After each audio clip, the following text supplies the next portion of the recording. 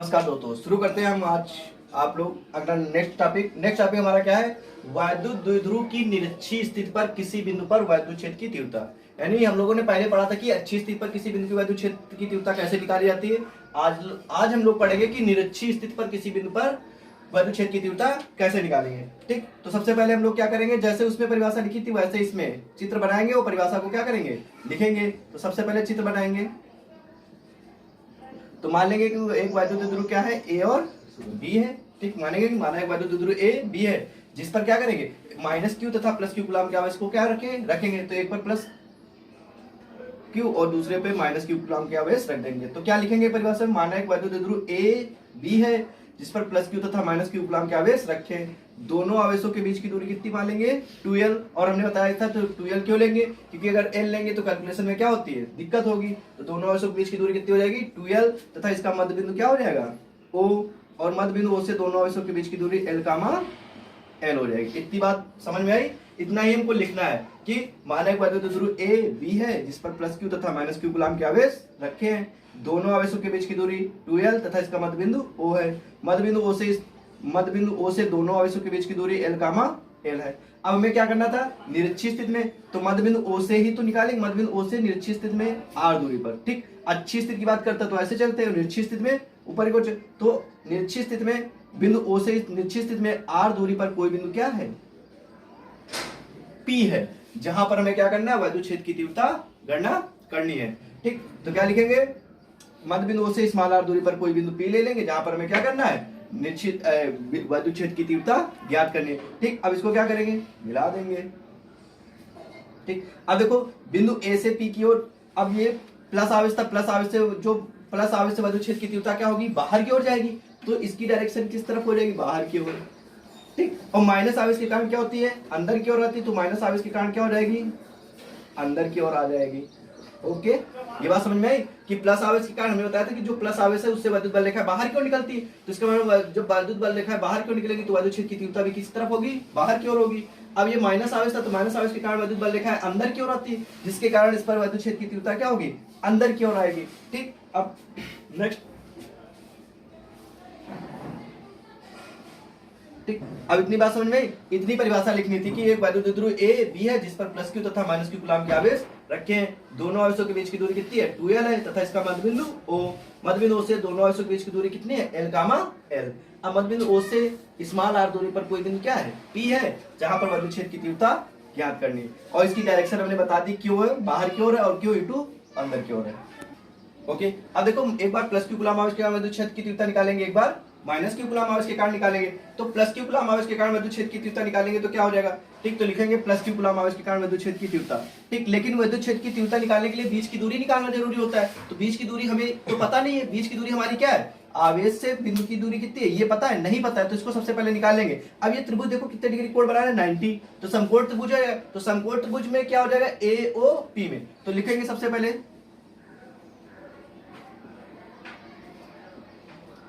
समकोण त्रिभुज AOP में। ठीक, समकोण त्रिभुज क्या कहता है कि जो हमारा कर्ण होता है, समकोण त्रिभुज क्या कहता है कि जो कर्ण का स्क्वायर होता है वो क्या होता है, लंब के स्क्वायर प्लस आधार के स्क्वायर के बराबर होता है। ठीक, अब यहाँ पे कर्ण हमारा कितना दे रखा है, नहीं दे रखा है, तो कर्ण की वैल्यू AP दे रखी है, तो लिख लेंगे AP का स्क्वायर बराबर लंब कितना दे रखा है R, तो R के स्क्वायर प्लस आधार L, L का स्क्वायर। अब यहाँ से AP बराबर निकालेंगे तो स्क्वायर हटाएंगे तो इधर कितना लग जाएगा, अंडर रूट लग जाएगा। ओके, तो AP बराबर कितना आ जाएगा, अंडर रूट के अंदर R square plus L square. ठीक, ये दूरी हमें पता चल गई, R square plus L square. अब जितनी दूरी AP है उतनी ही दूरी क्या होगी BP, क्योंकि दोनों के बीच की दूरी कितनी होगी, बराबर होगी। तो ये भी कितनी आ रहेगी, R square plus L square. अब एक बार प्लस आवेश के कारण वैद्युत क्षेत्र की तीव्रता निकालेंगे, एक बार माइनस। ठीक, आगे देखते हैं। अब ये हमने बीच की दूरी निकाली है, तो अब एक बार प्लस क्यू कूलम आवेश के कारण बिंदु P पर वैद्युत क्षेत्र की तीव्रता निकालेंगे, एक बार माइनस कूलम आवेश के कारण बिंदु P पर वैद्युत क्षेत्र की तीव्रता निकालेंगे। ठीक, तो अब वैद्युत क्षेत्र की तीव्रता का जो सूत्र होता है वो तो सबको पता है कि क्या होता है, 1/4πε0 इंटू Q/r², यही होता है ना सूत्र।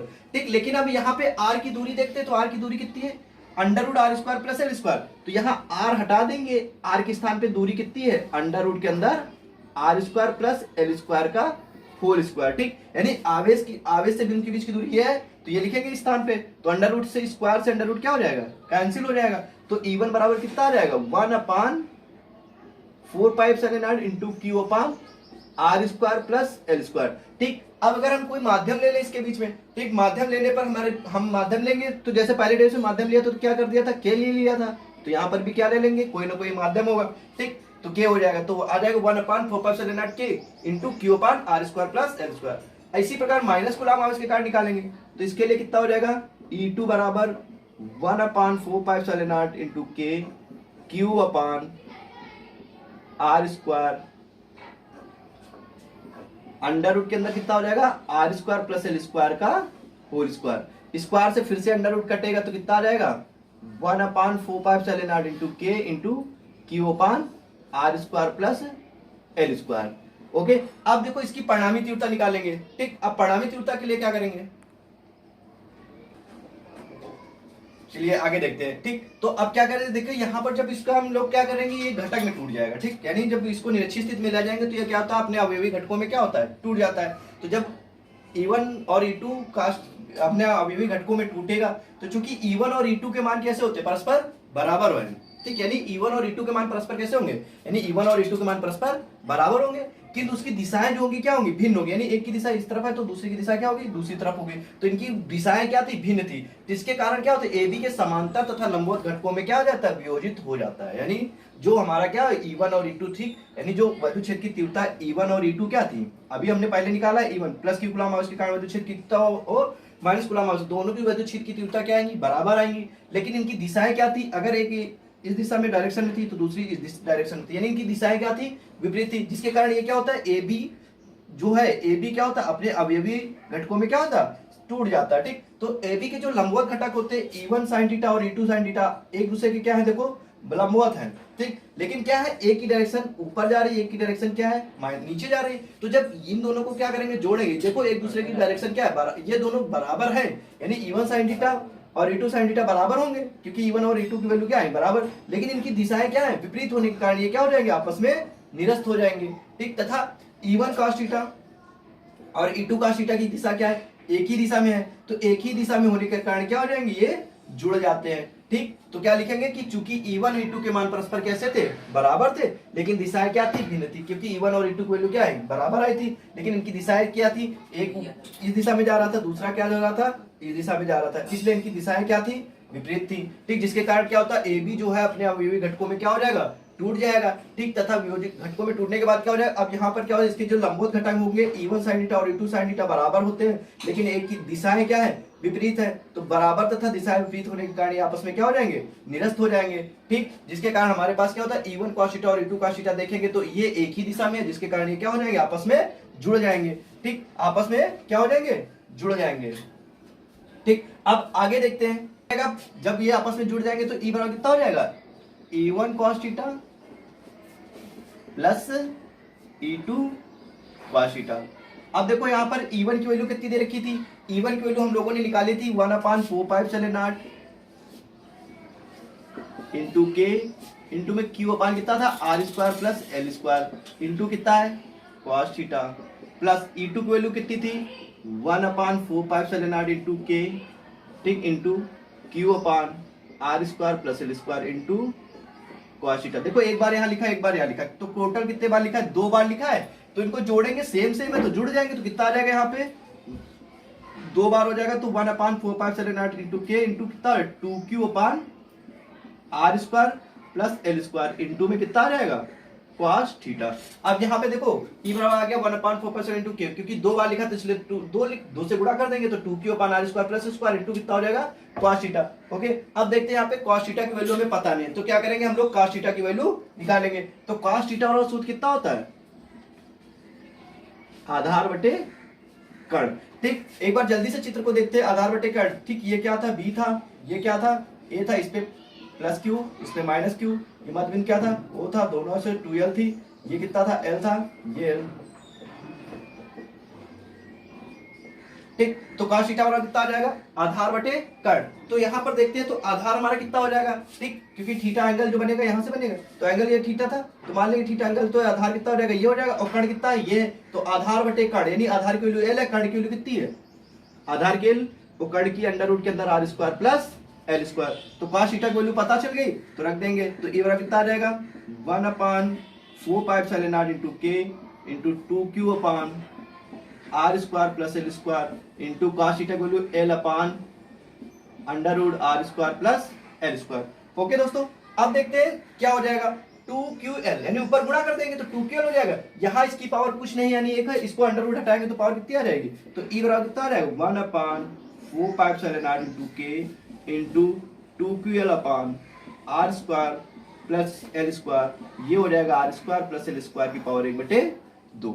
अब एक यहाँ पावर कुछ नहीं यानी एक में 1/2 जोड़ेंगे, बेस बराबर है तो घातें जुड़ जाती है, तो 1 प्लस 1/2 जोड़ेंगे, 2 एक कम, 2 प्लस 1/2 यानी कितना आ जाएगा 3/2। ठीक, तो यहाँ कितना आ जाएगा 3/2, तो e बराबर आ जाएगा 1/4π0 इंटू के। अब एक चूंकि p बराबर सूत्र तुम लोगों ने पढ़ा है 2ql, तो यहाँ 2ql के स्थान कितना रख देंगे p, तो आ जाएगा p upon are square plus L square की पावर 3/2। ओके, इतनी बात समझ में। अब देखो क्या करेंगे, चूंकि फिर वही काम, r की अपेक्षा l क्या है, देखो r की तुलना में l क्या है, सूक्ष्म है, तो r की तुलना में l क्या है, सूक्ष्म है, तो आर स्क्वायर की तुलना में एल स्क्वायर क्या हो जाएगा, और सूक्ष्म होगा, इसलिए एल को नगण्य मानकर क्या करेंगे, छोड़ देंगे, यानी एल को क्या करेंगे, नगण्य मान लेंगे और छोड़ देंगे। कैसे, यानी आर की तुलना में एल क्या है, छोटा, देखो आर बड़ा है एल क्या है, छोटा है, तो आर स्क्वायर करेंगे तो एल स्क्वायर क्या हो जाएगा, और छोटा हो जाएगा। ठीक, तो जिसके कारण क्या करेंगे, एल को नगण्य मान लेंगे और नगण्य मानकर छोड़ देंगे। ठीक, तो जब छोड़ देंगे तो क्या हो जाएगा दोस्तों, यहां पर क्या बचेगा, E = 1/4π0 इंटू के इंटू यहाँ कितना आ जाएगा p अपान आर स्क्वायर की पावर 3/2। 2 से 2 क्या हो जाएगा दोस्तों, कैंसिल हो जाएगा, तो e बराबर कितना आ जाएगा 1/4π0 इंटू के इंटू p अपान आर की पावर 3। ओके, अब देखो k क्या था, यहाँ पे माध्यम था। ठीक, निर्वात और वायु के लिए जो k का मान होता है वो कितना होता है, निर्वात तथा वायु के लिए k का मान कितना होता है 1, तो रख दो, तो e बराबर कितना आ जाएगा 1/4π0 into p upon R cube. Okay, ठीक है, बढ़ते हैं हम अगले क्वेश्चन की तरफ। अब तो देखते हैं न्यूमेरिकल। ठीक, न्यूमेरिकल क्या कर रहा है कि दो धनावेश जो परस्पर 0.1 मीटर की दूरी पर है, ठीक, यानी दो धनावेश जो परस्पर क्या है 0.1 मीटर की दूरी पर है, एक दूसरे को 18 न्यूटन के बल से प्रतिस्थापित करते हैं, यानी एक दूसरे को, यानी दो धनावेश। ठीक, यानी मान लिया कि क्वेश्चन ये दो धनावेश है जो कितनी दूरी पर है 0.1 मीटर की दूरी पर है। ठीक, धनावेश है तो दोनों पर कौन सा आवेश होगा, प्लस का होगा, एक पर Q1 और एक पर Q2। ठीक, इतनी बात में। अब एक दूसरे को 18 न्यूटन के बल से प्रतिकर्षित करते और इनके बीच में जो बल लग रहा है वो कितना लग रहा है 18 न्यूटन के बल से प्रतिकर्षित। ठीक, ये दोनों आवेशों का योग 9 माइक्रोकुलाम हो, यानी दोनों आवेशों का योग Q1 प्लस Q2 का मान जो दे रखा है कितना दे रखा है 9 माइक्रोकुलाम दे रखा है, और F कितना दे रखा है 18 न्यूटन। हमें निकालना है Q1 और Q2 के मान निकालने हैं। ठीक, यानी Q1 का मान निकालना है और Q2 का मान निकालना है। ठीक, तो देखते हैं कैसे करेंगे। तो सबसे पहले हमें पता है कि ए बराबर सूत्र कितना नहीं, जो बल लगता है कूलाम के नियम का, वो कितना होता है 9 × 10⁹ Q1 Q2 बटे आर स्क्वायर। एफ का मान कितना दे रखा है दोस्तों 18 न्यूटन, तो लिख लिया 18 न्यूटन। फिर यहाँ 9 × 10⁹ Q1 Q2 ऐसे रखे। आर की वैल्यू कितनी दे रखा था 0.1, तो लिख लेंगे 0.1 का होल स्क्वायर। अब देखते हैं जो संख्या हमें वैल्यू Q1 Q2 की निकालनी है। ठीक, ये कहा हमें भाग में, तो इधर आएगा गुणे में, और ये गुणे में इधर आएगा भाग में, तो 18 इंटू कितना हो जाएगा 0.1 का होल स्क्वायर बटे में आ जाएगा 9 × 10⁹ बराबर में कितना आ जाएगा Q1 Q2। ठीक, अब देखते हैं 0.1 का क्या करेंगे होल स्क्वायर। ठीक, अब क्या है 0.1 दो बार लिखा, तो इसको कितने बार लिखोगे दोस्तों 2 बार लिख लेंगे, और बटे में कितना है 9 × 10⁹ बराबर में कितना है Q1 Q2। 9 2 जा 18। अब यहाँ पे पॉइंट हटाएंगे तो दोस्तों कितना है 1 0 बढ़ जाएगा, यहाँ पे पॉइंट हटाएंगे तो 1 0 इसका। ठीक, तो आ जाएगा 2 इंटू, ठीक, एक का गुणा एक करने से कोई फर्क नहीं पड़ेगा, ये 9 है तो बट्टे में कितना हो जाएगा 10 की पावर 9 इंटू 10 की पावर 2 0, तो पावर 2 बराबर कितना आ जाएगा Q1 Q2। 9 2 कितना हो जाएगा 11, और इसको क्या करेंगे ऊपर ले जाएंगे 2 इंटू 10 की पावर -11 बराबर Q1 Q2, यानी आंसर हमारा कितना आ जाएगा 2 इंटू 10 की पावर -11 Q1 Q2। ठीक, अब देखो यहाँ पर क्या है पावर -11 है। ठीक, तो इसको हम पावर 12 बनाने के लिए क्या करेंगे, यहाँ पर अगर एक 0 बढ़ाएंगे तो यहाँ पावर में क्या करेंगे घटाएंगे, तो 11 में 1 घटाएंगे तो कितना हो जाएगा 12। ठीक, ये बात समझ में है कि यहाँ पर हमने क्या किया, एक 0 बढ़ाया, तो एक 10 से गुणा करेंगे तो 10 से भाग करेंगे तो पावर नीचे 1 है तो ऊपर लेके आएंगे तो पावर क्या हो जाएगी, प्लस माइनस की हो जाएगी, तो 11 में 1 घटाएंगे तो कितना हो जाएगा 12। तो ये Q1 Q2 वैल्यू कितनी आ गई 20 × 10⁻12। ठीक, अब हम लोगों को क्या निकालना था, Q1 + Q2 को, देखो हमें दिया है Q1 + Q2 बराबर दे रखा था 9 माइक्रो घटाएंगे तो 10⁻6 कूलम आ रहा है। ठीक, वैल्यू हमें निकालनी क्या है, Q1 - Q2 की अगर निकाल लें, ठीक, Q1 - Q2 आ जाएगा तो घटाएंगे जोड़ेंगे तो आंसर हमारे Q1 और Q2 के अलग अलग वैल्यू क्या हो जाएंगी, आ जाएंगी। ठीक, तो शुरू करते हैं। तो Q1 - Q2 का फॉर्मूला आप लोगों ने पढ़ा होगा कि Q1 - Q2 का होल स्क्वायर। ठीक, यानी आप लोगों ने ये फॉर्मूला पढ़ा होगा a - b का होल स्क्वायर जो बराबर होता है किसके होता है, a + b के होल स्क्वायर के बराबर में, और माइनस का कितना आता है 4ab। ओके, कक्षा 8 में ये फॉर्मूला बताया जाता है कि a - b का जो होल स्क्वायर होता है किसके बराबर होता है, a + b का होल स्क्वायर माइनस का 4ab। नहीं तो 9th में तो अवश्य ही पढ़ाया गया है। ठीक, 9th क्लास में ये फॉर्मूला सबको बताया गया कि a - b का होल स्क्वायर क्या होता है, a + b के होल स्क्वायर माइनस 4ab के एक इसी के साथ फॉर्मूला बताया जाता है कि a + b का जो होल स्क्वायर कितना होता है, a - b का होल स्क्वायर प्लस का 4ab। ठीक, ये दो फॉर्मूले 9th में जरूर पढ़ाए गए। ठीक, तो अब a - b का होल स्क्वायर खोलेंगे यहाँ पे, तो यानी Q1 - Q2 का होल स्क्वायर कितना हो जाएगा, Q1 + Q2 का होल स्क्वायर माइनस का 4Q1 Q2। अब Q1 + Q2 को वैल्यू कितनी दे रखी है, 9 × 10⁻6 का whole square minus 4, Q1 Q2 को वैल्यू कितनी आ गई 20 × 10⁻12, 9 का स्क्वायर 81, 10 की पावर के ऊपर पावर है तो इसका मतलब क्या हो जाएगा मल्टीप्लाई, 4 2 जा 80 × 10⁻12, 81 में 80 घटा देंगे तो कितना आ जाएगा 1 × 10⁻12 कूलम। ये आ गया Q1 - Q2 का होल स्क्वायर। ठीक, अब यहाँ पे क्या करेंगे, स्क्वायर हटाएंगे तो यहाँ कितना लग जाएगा, अंडर रूट लग जाएगा। ठीक, तो कितना आ जाएगा, ये गुलाम का स्क्वायर, तो यहाँ बचेगा 10⁻6 गुलाम। ये वैल्यू आ गई Q1 - Q2 की। ठीक, ओके, Q1 + Q2 के लिए आ गई, Q1 - Q2 की वैल्यू ये आ गई। इसको क्वेश्चन नंबर फर्स्ट मान लेंगे, इसको क्वेश्चन नंबर सेकंड। आप क्या करेंगे, समीकरण 1 व 2 से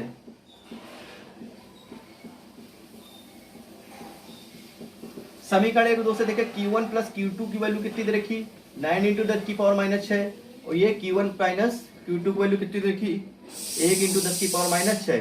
ठीक, अब इसको जोड़ दे तो ये कैंसिल, तो कितना आ जाएगा 2Q1 = 9 1 10 × 10⁻6, तो Q1 बराबर कितना आ जाए 2 पंचे 10, यानी 5 × 10⁻6। ये क्या वैल्यू होगी Q1 की, और Q2 को वैल्यू क्या करेंगे, अब इसमें रख देंगे, किसी एक में रखने पे आ जाएगी मेरी वैल्यू 4 × 10⁻6 गुलाम। ओके, यानी समीकरण 1 और 2 को क्या करेंगे, सब्ट्रैक्ट जोड़ देंगे, जोड़ेंगे तो Q2 कैंसिल हो जाएंगे, Q1 बराबर कितना 9 और 1 10। अब 2 से भाग देंगे 2 पंची 10, 5 इंटू, अब इसका मान क्या करें, चाहे इसमें समीकरण में रखें चाहे इस समीकरण में रखेंगे तो कितना आ जाएगा 4 × 10⁻6।